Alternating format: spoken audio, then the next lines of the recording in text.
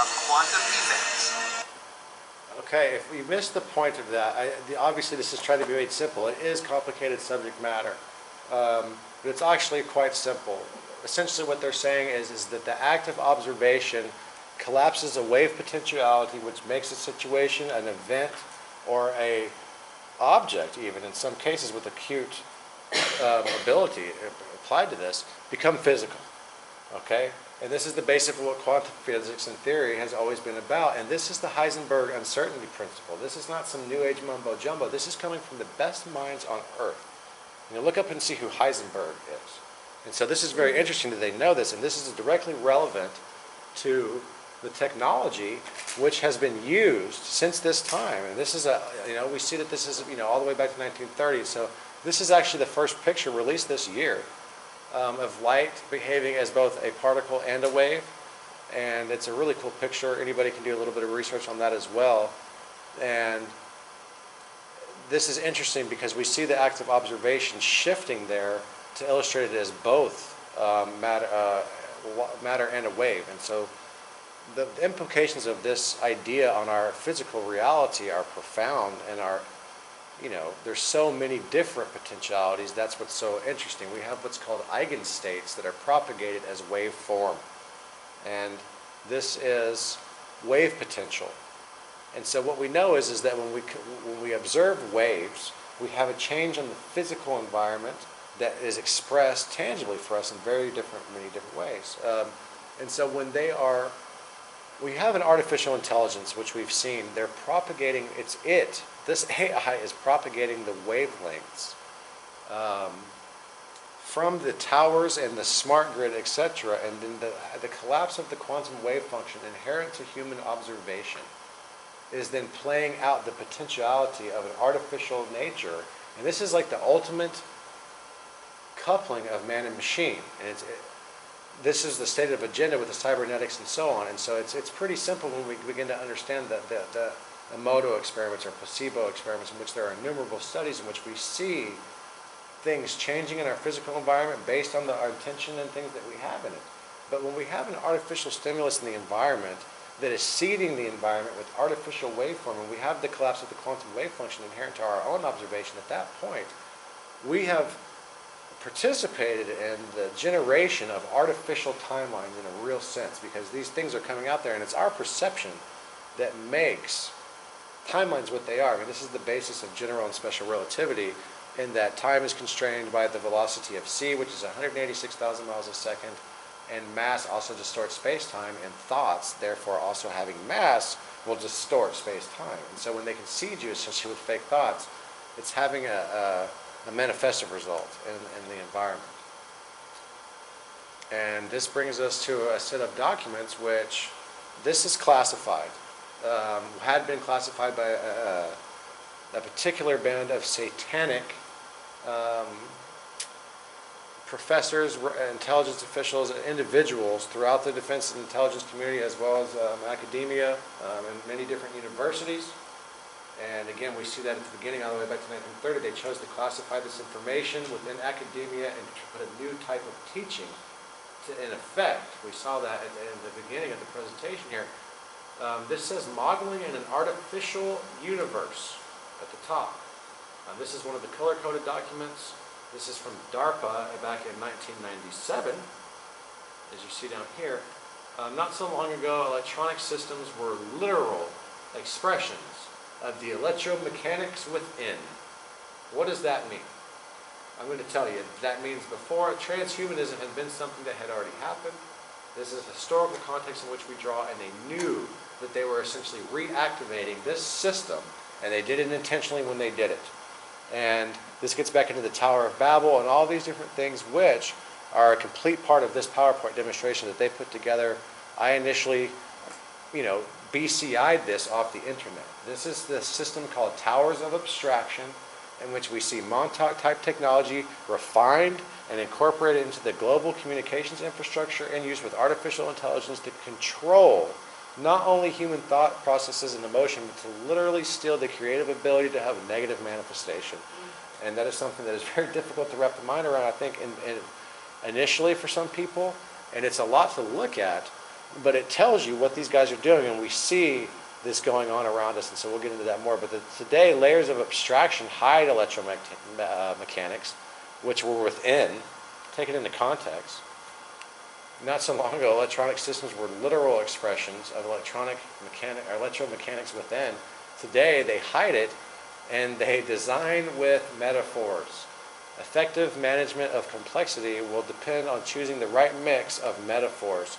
And that gets into the cloud interface, and we know what they have that's hooked up to even CERN has what's called an eigenmode generator. And what that means is it's generating waveform that can be perceived by the human organism that is artificial, and it's a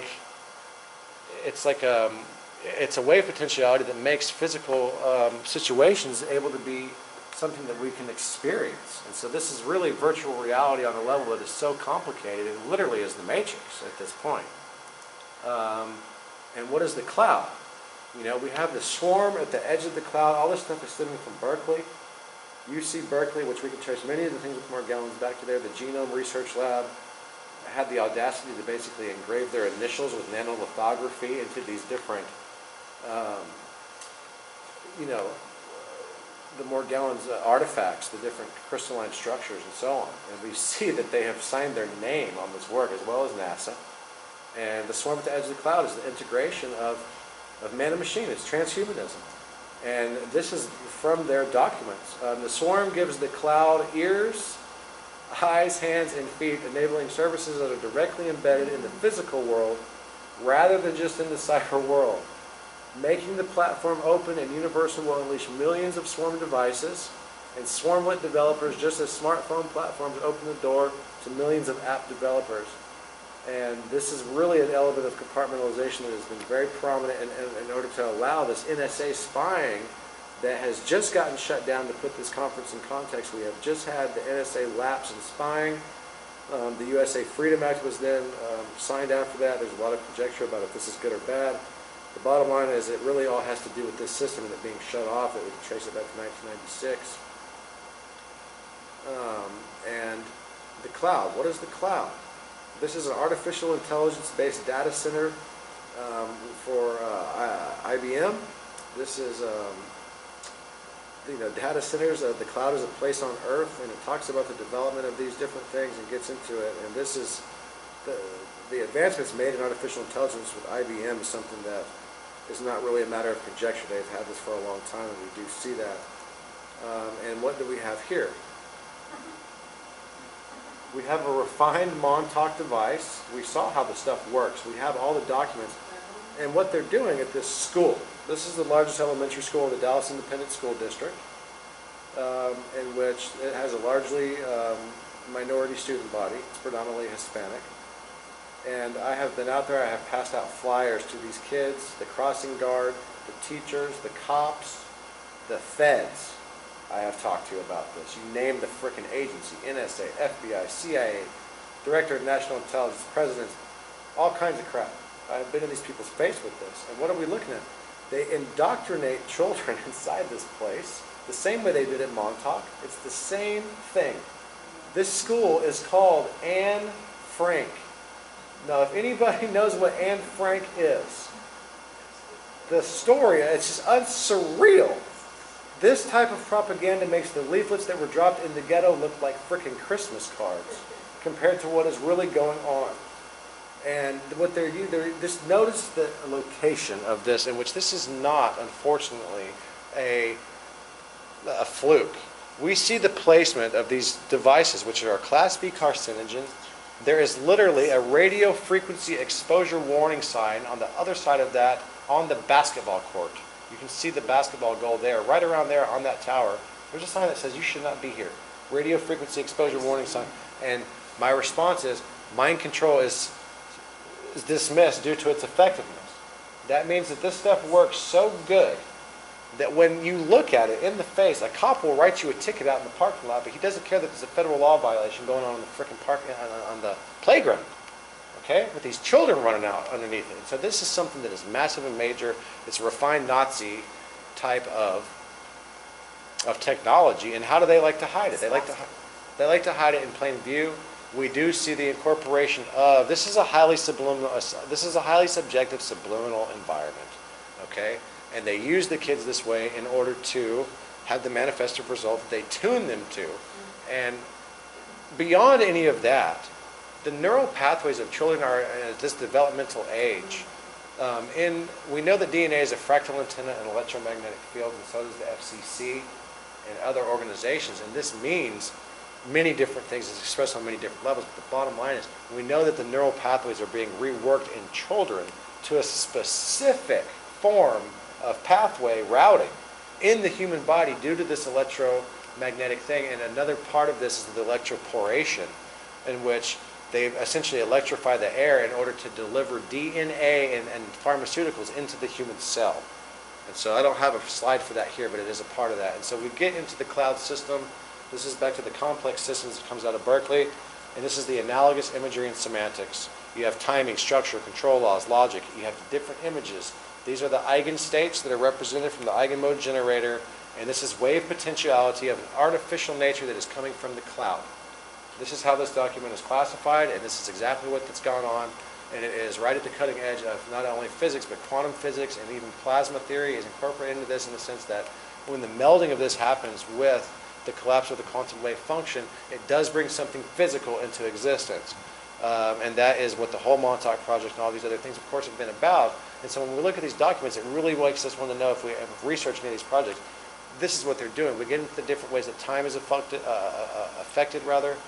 and you have the system, and everybody is plugged into this cloud through the interfacing of the EEG technology in the devices themselves. And so I can provide the solicitations from DARPA and such from this. And so it just shows the different interactions. And this is something that is of such magnitude at a level of classification. It's very difficult. You have the different shapes there. You know, I don't know what you guys want to call that. Maybe it's the flying fruit. That almost looks like a turtle to me upside down. This looks almost like that'll fit in there. Do you see how that fits? And this is the way that people think. Okay, it's the collapse of the quantum wave function from an artificial stimulus to make something happen. Okay, shift in perspective can reduce the complexity of an image, and this is all about the focus and everything. And you want to talk about, you know, thinking outside the box. You have this framework. It's an explicit representation that enforces constraints on variable interrelationships. Okay? Put this into context for yourself. It's a little difficult if we don't have a math or these other ways of thinking, but a simple way to think about this is that light is constrained by velocity of c. You have waves coming in, and they only generate the ones that they want you to think about. And then you begin to think about them, and the shit becomes real. Okay? It's crazy. And so we do see satanic reference here. We do see, you know, Nimrod. This is the Tower of Babel. This is the beginning opening from Edward Lee. We can tie him in. I'm just going to tell you, after I pulled this document, it implicated them in child trafficking. It implicated them in many other things. We went public with this. Different agencies were notified and so on. We had over 1,000 arrests in Operation Archimedes within a very short amount of time after this information became made available to the proper authorities. And it's nice to see them act on that, although has still been frustrating to see this system fight us every tooth and nail all of the way. I mean, that's what we've been dealing with. And if you don't know your history, which is part of this analogous imagery and semantics and being able to decipher this document, Nimrod was he established the kingdom of Babylon. He was the great-grandson of Noah, and he built the Tower of Babel, in which God said, no, you can't get this close to me, whether you're using it for the wrong reasons, whatever. Cast us down, made us speak different languages, and we're coming back from this today now, in my opinion. And I think that's very interesting in that he is essentially the granddaddy of the sons of disobedience from a scriptural context, and he's considered to be a very evil person in the Bible. And certainly he is kind of a hallmark of satanic worship. And so then we get into what Babel is today in the computer-related terms in the context of which we're talking about. It's a glossary of computer-oriented abbreviations and acronyms that you can really trace back quite far. It is interesting, the 1996 here, we do trace a lot of things back to that date. But the different acronyms, whether for military, for programming, and so on, is called Babel. And it is a writing language that interacts with human consciousness. This gets us into the Nimrod routing architecture, which is literally what they call it. This is from 1996 also. And we do have the Telecommunications Act of 1996 that does mandate a set of criteria, all of which had to be met directly following the attacks of September 11th and 2001. And so that's another hallmark of this different quantum access and things technology. And we have the proof right here of the satanic involvement even more besides the imagery that we've already seen. We have Professor Edward Lee, and you know, these guys are well versed in their history, I can assure you. And you've got to wonder why a group that is noted here, this is a return path email log from very reputable professors and senior members of the defense and intelligence community. This is very important. This is not just a regular return path email. This is something that I BCI'd off the internet that they did not want anyone to see, and we have made it public for everyone to see, and nobody, I don't care who you are, hasn't come with this. shadow.darpa.mil. And we are literally talking about the shadow government at this point and their insidious satanic involvement with child trafficking and so on, which arrests have already been made. And you see the beginning of this system. Begin 666 Complex Systems Prop 1. Then this encryption begins, and you have all these different things. And this actually was generated out of a place called Corey Hall. Okay, very important for what's to come, because what happens? Okay, we get into the use of the Manitz network, which is a mobile ad hoc network. It's the use of different frequency, and it's a trunking radio. The most important thing about this, you do see the color coding, and this is the Manitz. You do see the power of consciousness being equated into an official government document for use with resonant frequency expenditure, which is exactly what we're talking about here.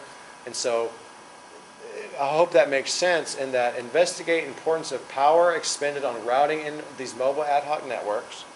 The focus of this task is to look at the benefits of power consciousness in making routing decisions at the network layer. Now, it's so blatantly in your face, it's difficult to follow if you don't speak these languages, but it gets on into the basic foundation of what the internet is all about. We go back to 1960, we saw the off-planet signal come in. We have the internet is already online, January 1st, 1960. What does the internet really mean? Does it have any scriptural mirroring? Has this been written about? Is there anything going on here that we can draw from the past which may be able to give us insight into our current situation now? You do have the 6th letter of the Hebrew alphabet, which certainly is something that John of Patmos knew when he was writing the book of Revelation. It was a common dialect that he would have known in his area as well as Greek, and that's just the history of it for you. Va, or the 6th letter of the Hebrew alphabet, in fact is W, and so therefore www has a numeric value of 666. This is not conjecture, this isn't a conspiracy theory. This is something that's going on. Of course, it's fundamental to the ARPANET and all the things that are a direct result from this off-planet contact that came onto this Earth. Okay, very interesting. Where are we going with this? We do see the 666 also noted down here, not only in the documents of, reputable professors and senior defense officials involved in child trafficking. You see it in the Bible. We talk about the beast, and it talks about the image of the beast, which is a holographic manifestation which I'm trying to relate through the use of the pineal function located in the forehead and into our reality and using this. And so, you have the name, the number, and the image of the beast. Let no man might buy or sell say that he had the mark or the name of the beast or the number of his name. And it talks about the image up here. So you have the name, the number, and the image of the beast in Revelation. And this takes us to pineal functioning. It says there's a projector in your head. If we've ever had a lucid dream, if we've ever had a real experience where we're flying or any of these things, a real simple way to think about that is we're in another dimension. You could certainly express it in those terms. It's something that is tangible for us. We can feel it. We have emotion. We can wake up in a variety of these different states. This is the essence of pineal function. You do have DMT in there. It's piezochromic. It's piezoelectric, as are many of the different things associated with Morgellons. And what we see is a mimicking of the natural inherent human ability by artificial intelligence seeking to take over the human ability for its own ends. It's hard to reckon why this is going on, but a good way to understand that pineal function is tangible for somebody is just the art of dreaming and the fact that we do that. And we do then get into the ancient representations of the pineal gland and see that this has been well known for a long time. A lot of people won't realize that the Eye of Ra that so many of us are familiar with from Egyptian mythology is actually the hypothalamus area of the brain here and the pineal gland. Okay? This is your pineal gland. This is your hypothalamus, your pineal gland. This is the Eye of Ra. You have the different symbology with the winged creatures and so on. I won't get into that too much because there's so much more to draw from when we look at this. Okay? What do we have here? We have the Pope. He's got a pine cone here. We've got the cord of the pine cone. We have these beings here that, look reptilian or bird-like, and this is in solid rock, holding a pineal gland. We do have a Caucasian figure with a beard here holding a pineal gland. Here we kind of have a representation of the pineal gland itself kind of doing its thing. This is obviously a pineal gland. Of course, the pineal gland is called such because it looks like a pine cone or a pineapple. We have it here in the brain. And of course, perception being such a large part of our reality, this is something that's known. A lot of people don't realize that if you were laying on your back or if you were simply looking up into the dome of the Capitol, of the U.S. Capitol, there's what's called the apotheosis of George Washington there, which literally depicts George Washington becoming a god. And this is what this is all about. You have the 13 steps of the pyramid here, and this is a representation of your pineal gland. And if we let them use fear with this on our money and in the system, we have to break that intention. Of course, that's a real brain. The pineal gland is a stargate and so on. And even Jesus himself said this, in that if your eye be single, then thy whole body will be full of light. And all the way back to Psalms, it says, lift up ye heads, O ye glorious gates, to the everlasting doors, and the King of glory shall come in. Lift up your heads, O ye gates, to the everlasting doors, and the King of glory shall come in. I mean, it's such a, the secrets are right here in front of us. And so what is this? Time Warner. This is Time Warner, who's largely involved in fiber optic communications, television, and so on. And they are essentially actively telling us, they're being very blatant and specific when they say that we're using fiber optic technology to interact with your pineal functioning. Okay? And that's what this is about.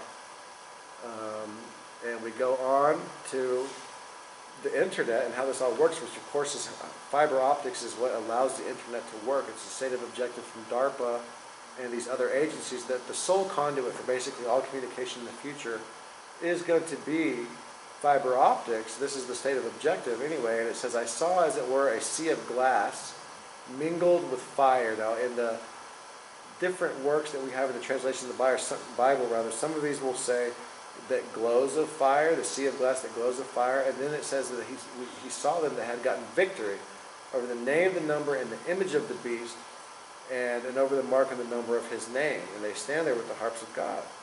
Now, the sea of glass that's mingled with fire, or glows of fire, is what you're looking at right here is a glass spun tube. Fiber optics, it all goes back to the www, the 666. The entire system is dependent upon this technology, and it is acknowledged in the Bible, in Revelation chapter 15, okay? And so this is something that is amazing to me and breathtaking and something, a topic of debate. I have, talked with people about this. I'll go ahead and say Steve Quayle. Initially, when I realized this and understanding the technology, I contacted him. He had his own set of ideas about this, and I believe that he's largely come to change his mind. I don't want to speak for Steve, but certainly he's somebody that I respect, having written 12 books and really been a source of a lot of good information for people. And this has been a topic of debate. I have been in contact with some very high-level people about this, and the consensus is reaching the same thing. And to me personally, I don't feel like it's a matter of opinion. I think that it's a very clear reference to fiber optic technology in the context of which it was written with the www and so on, and the effect of this worshiping the image of the beast, which is the basis of this entire Montauk project. So that takes us into the mold ice stuff, which is very specific. I would like to make note of a friend of ours that we have worked with, Richard Saragoza, was unable to attend due to his type of specific targeting that this outlines in descriptive detail. This is a phenomenon that we had discussed initially in an interview in a conference call that we recorded with him, he had done work with NASA and DARPA and others revolving around radio frequency. He was hesitant to share this stuff with us, but this is coded, obviously, but it's the office is interested in receiving proposals for innovative research, the development and demonstration of novel hybrid, biotic, and abiotic nanoscale interface technologies that enable direct, real-time conversion of biomolecular signals into electrical signals. Biological systems exhibit remarkable sensitivity, selectivity, and efficiency, could be exploited in engineering systems should appropriate interfaces become available. Okay, that right there is the biggest human rights violation that we have ever heard of. It's an abomination in my opinion, and this has been going on with the integrated sensor network through the use of Morgellons and other types of things. And are there positive applications for this technology? Yes. Is it something that is still a human right if the human doesn't know? Absolutely it is. I am a proponent of making the public aware of these types of technologies. But when you have a defense threat, the rationale behind some of this has been, if you have a defense threat like bioweapons, chemical weapons, and so on, which we've seen with Ebola, which we've seen with the other stuff, they've come out and told us they have a cure for Ebola, didn't they? They sensed it right away when it came out, and you've got the president out there hugging and kissing somebody that had Ebola. What does that tell you? There's not going to be a Rebola because it's over. Okay? And so that's a pretty big deal. And this is a big deal when we're talking about the real-time conversion of bioelectrical signals or biological signals into digital signals. Okay? And you can just kind of read that for yourself. This talks about permeating the transmembrane of proteins, your DNA, cellular signal processing, all run through an artificial intelligence monitoring the levels of disease and other things in the human body in real time on a massive scale. This was done in conjunction with Microsoft and others, and this is an official DARPA solicitation in use. It's saved in an old Microsoft format, and these guys left it out here because they knew that this is something serious, and it's a blessing that this has leaked out into the public, and I'm happy to do that because this is the brunt of how this technology works. Biology to digital converter systems that enable direct real-time conversion of biological signals into digital information. Ongoing research in nanotechnology, starting to demonstrate controlled fabrication of high-quality nanostructures. This is it. This is the thing that they're doing with the micro dots, the quantum dots, the fibers, and all the other stuff that everybody has experienced. And they can do it in real time, and bioencoding is a genetic-specific technology to the point to where outfitted, whatever the source may be, whether it's a drone or the towers themselves, or even something in the home, your microwave or so on, it can target you. Now they do it through your devices. They do it through our cell phones. They do it through our tablets. They do Wi-Fi with this. It's genetic specific to the point to where there could be a crowd of 1 billion people out there, and they can hit one person and nobody else will feel it. You're talking about an array of different types of symptomology that can be essentially pushed onto somebody unknowingly, unwittingly, to torture them, to hurt them. Now, again, there are positive applications for this, but this type of technology in the wrong hands is something that is it's an abomination. It's such a violation of human rights. I mean, you're talking about stealing your cellular function. Okay? I mean, that's a big deal. And so this takes us into the next aspect, which is something that puzzles me, fascinates me. How is this really happening? Why has this been so compartmentalized? Just, oh my goodness. We have self-assembling holographic biosensors and biocomputers. This is from Sandia, one of the premier laboratories in the world, with limited release from 2006. It says, we present concepts for self-assembly of diffractive optics with potential uses in biosensors and biocomputers. the simplest such optics, diffraction gratings, can potentially be made from chemically stabilized microtubules migrating on micro-patterned tracks of motor protein kinesin. And we do see this reflected in the Morgellons epidemic without question. Okay, this is the root of these different fibers, the stuff that people, biomolecular interfaces and systems. Okay, how does this come out and how does this fit in? It's very fascinating. It takes us into the bio-nano interface. This is from Liebers. Liebers has been implicated in the other stuff from Berkeley that we had gone over earlier, and this is it. This is interfacing with your devices on a nano level with electromagnetic frequency for so many different things. The applications are really such a it's a virtual cornucopia of different application, and so we can judge for ourselves if this is good or bad. Now, we're going to be facing this in the years and months and in the future period of how we're going to deal with this and allocate a set of different laws and stuff in which will regulate the use of this type of technology, because it's not going anywhere. It's self-replicating, and this is a big deal.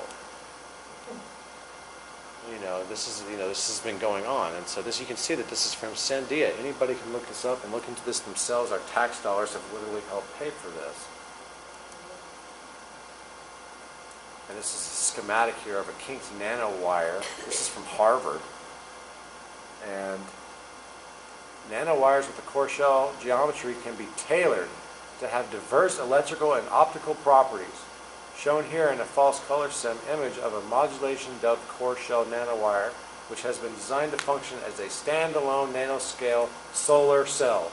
What does that tell us? That it collects solar energy. It enables us to move through the body. Based on that, in the body, come out of you. How many times have I heard these guys talk about, oh yeah, we've got fibers coming through our skin. What does this picture show us? This is going into a cell. Okay? So yeah, this stuff is real. We know that this is not a joke. This is not a game. And so this does give a strong sense of validity to the Morgellons epidemic, in which, of course, this is something that we can overcome with the use of resonant frequency also. And so we get into the neural dust. It's going to take us into how this whole thing has functioned. This is very important. I'm trying to wind this down for us. We've all had a long weekend, and this is obviously heavy subject matter, but the neural dust, an ultrasonic, low-power solution for chronic brain-machine interfaces. We have your skull, you have the blood-brain barrier, you get down into the cortex here, you see the placement of these into the brain below the blood-brain barrier, okay? We know that the nanoscale does this. And a major hurdle in brain-machine interface technology, or BMI, is the lack of an implantable neural interface system that remains viable for a substantial fraction of a primate lifetime. So they're putting this in the context of primates right now. Again, if you know your stuff in defense and intelligence, you know that this stuff is 20, 30, 40, 50, 60, 70, 80, 100 years behind what's already been implemented for military applications. I can't, we can get into that at a later date, but what more do you need? You have the Department of Defense official website here. Okay, Department of Defense. This is a HTML link that anybody can look up for themselves. Armed with Science, the official U.S. Defense Department science blog. Armed with Science, okay? What does it say? It says remote control of brain activity using ultrasound. Is this something that we want out there? What have we been talking about the whole time? This is the real deal. This is from September of 2010. And every single aspect of human sensation, perception, emotion, and behavior is regulated by brain activity. Thus, having the ability to stimulate brain function is a powerful technology. I would say so, and to the point that you can control basically the whole planet with a small system running off artificial intelligence, and God forbid you be the person putting the parameters in there. It's going to try to take you over, or whatever is going on here. It's certainly something that needs to be addressed. And again, it's very interesting that we do see the Bilderberg group meeting right now about artificial intelligence. I'm here to tell you that that is because they have figured out that it has been in control. This is a very interesting chronology in and of itself. This is the day before Kim's birthday back in 2013, in which the system, if we'll remember, the 666 system from Berkeley was propagated out of a place called Corey Hall. Okay? This happens to be Corey Hall. Okay? This is the day before the government shutdown. This was actually published on October 1st, 2013. That was the first day of the government shutdown in 2013. Hours before the government shut down, literally hours, we had a human chipping agenda implanted into this Obamacare, excuse the pun, and we shut down the whole thing because the House and the Congress wouldn't push it through. The House didn't want to do it. Senate and the House didn't want to do it. Senate and Congress, rather. And hours before the government shutdowns, the Satanic System propagation site blows up. The entire campus of Berkeley is evacuated. Major big deal. Okay? What happens next? Hours later, the government shuts down. Literally. Literally, the government shuts down hours later. We saw the 666 system. It comes out of there. It's gone. Now the government shuts down. What's next? 1 week later. 1 week later, the NSA data center melts down, and it delayed the opening more than a year, according to reports. Okay? This is the system out in Berkeley. That chronology in and of itself, this here dated October 8th of 2013. Literally, we have a week span of the system, okay, going up in flames. Standing up. Okay?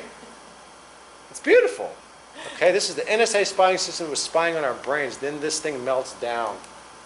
Okay? Wow. And so I guess that's the end of where we'll be right now. I guess that's all we got there. I would just like to say that there's much more to come for this. We put this together, Bobby Vaughn and I, last night. I really owe this presentation to his help of helping me land this out. With everybody's help here has been amazing. But I'm not opposed to taking any comments. Does anybody have any questions or anything that I can help answer while we're still rolling here? Does that make sense to you guys? Does this mean anything to you? I mean, how do you feel about what you've just witnessed here? I think the most important thing for all of us is to know that we know where we're going, and that is we have victory over this system. Absolutely. Solutions oriented. Yes. What do you think, Andy? I think the most important part to remember is that the way we will dismantle this system is through our human intention, through the purity of our hearts, through the notion of knowing and doing the right thing, that we feel in our hearts that something is very wrong on our planet. Everybody knows something is very wrong. Nobody can pinpoint it. Nobody can figure out exactly what they're sensing and what they're feeling, because there's a very unnatural force trying to take over the world and everything on it, including us. So I think it's imperative to remember that the way all of this is going to happen is through the human collective consciousness, raising the vibration of that consciousness, and by living life in the purest way and doing the right thing, basically. So again, we go back to human intention, which has the power to do anything we choose to use it for, good or bad. Absolutely. You know, being born into secret projects, my dad spoke 5 languages and all this kind of stuff. The one word that wasn't in his vocabulary was can't. It's one of the things they instilled in me. Can you tell us a little bit? Do you care if I put you on camera real quick? Do you not want to? Huh? You don't care? I just want to ask you about when you, during the first part of the presentation, if you remember what happened, if you just want to kind of tell us what that looked like and what it meant to you and how that happened, because it's something that really concerned me and it scared me. I'll be honest with you, it scared me. And so what was that for you? Yeah, excuse me. You'd put a picture of a spacecraft that I've actually seen in person, and it's the oh man, I've been through some shit, but that's scary shit I've ever been through in my life. You know what I'm saying? And it just obviously triggered a memory and went into a seizure, they say. Can you tell us about the clearings and how it's helped you? Life-changing. I'm here. If it wasn't for the clearance, I wouldn't be here. I mean, from somebody who had basically been bedridden, right? Yeah, I literally. mean, we've talked to this is the change that you've had in the last, 2 days has been amazing. And so I guess we'll cut it there. I just wanted to touch on that, guys. I appreciate all you guys being here. Um,